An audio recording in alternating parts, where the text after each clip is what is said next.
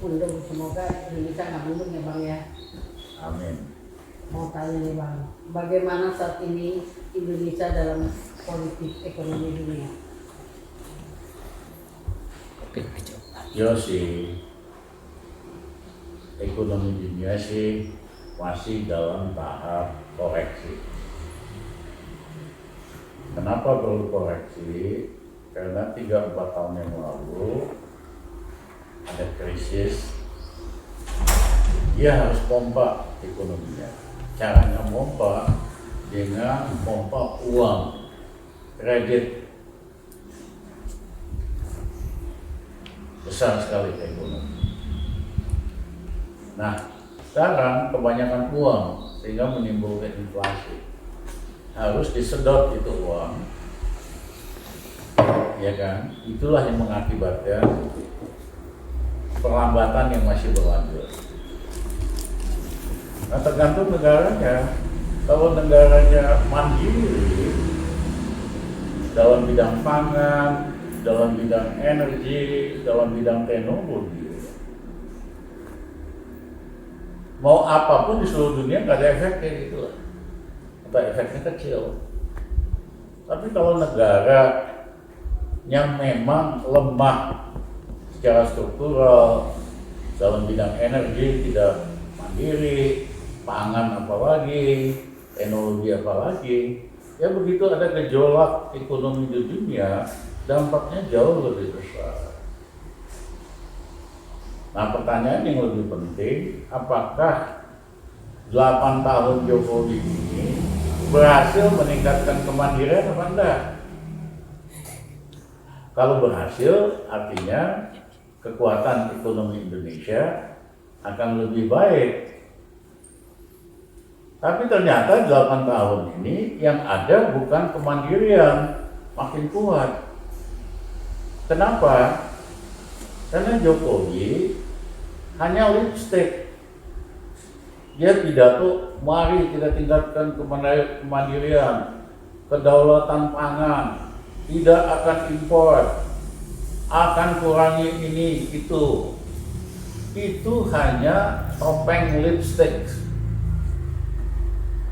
Dalam prakteknya, dia tunjuk menteri-menteri yang justru semangat malingnya lebih gede daripada semangat pengabdiannya.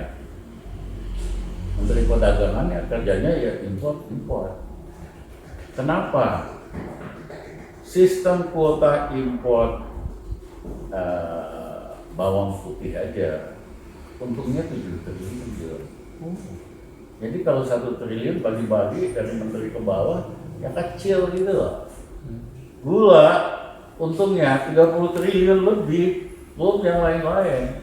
Jadi sumber duit yang paling gampang adalah dalam kuota impor.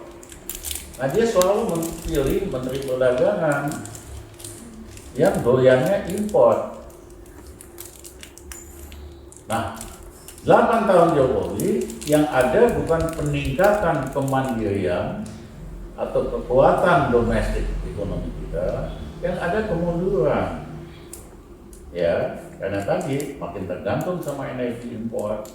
Ya, kita impor 1,3 juta barrel minyak bumi setiap hari. Ya, ketergantungan makanan segala macam diimpor. Ketergantungan hutang. Hutangnya sampai 8.000 triliun. Ada menterinya yang mengatakan kita sanggup bayar kok. Lah kalau sanggup bayar, hutangnya berkurang dong. Ini kagak, hutangnya mah naik 8.000 triliun. Bunganya saja 1 tahun 450 triliun. Pokoknya 400 triliun.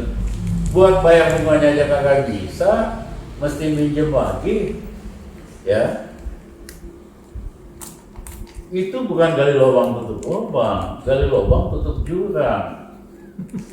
Dari mana minjemnya? Satu, nyuruh Bank Indonesia cetak uang kayak kasir, itu 130 triliun tahun lalu. Yang kedua, jual surat utang negara yang syariah mau enggak, ya. Yang ketiga, minjem dari duit haji. Ya, yang keempat minjem dari luar negeri. Jadi ilmunya Sri Mulyani ini cuma bisa ngutang dan naikin harga pajak buat rakyat. Misalnya dia naikin harga BBM, ini mau naik lagi katanya.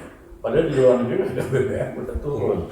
Naikin harga gas, naikin harga listrik, naikin tarif BPJS, sudah naik mau dinaikin lagi. Tadinya dia maunya pajak PPN naik dari 10 ke 15%. Teman-teman, ya kan, pada kritik. Mundur dia hanya 11%. Jadi pemerintah ini itu selalu tes ombak, kebijakan yang merugikan rakyat yang nggak populer, ya tes dulu. Begitu rame, mundur tarif. Ingat nggak soal kompor listrik? Betul. Begitu ditimpi sama rakyat, akhirnya mundur. Jadi ini pelajaran, rakyat nggak boleh diem aja. Ya, kebijakan yang nggak benar harus disuarakan. Media juga jangan jadi loudspeakernya pemerintah doang. Media mainstream kan begitu hari ini. Jadi PR untuk pemerintah yang kuasa, makanya baca merosot. Karena rakyat kita sendiri, apalagi yang muda, makin kritis. Dia nggak percaya omongan pejabat. Nah, jadi kembali tadi, ekonomi kita makin sakit. Bukan karena ekonomi dunia sakit, karena pemerintahnya nggak mampu, tidak kompeten buat menyelesaikan masalah yang ada, itu menciptakan masalah baru, terutama buat rakyat biasa.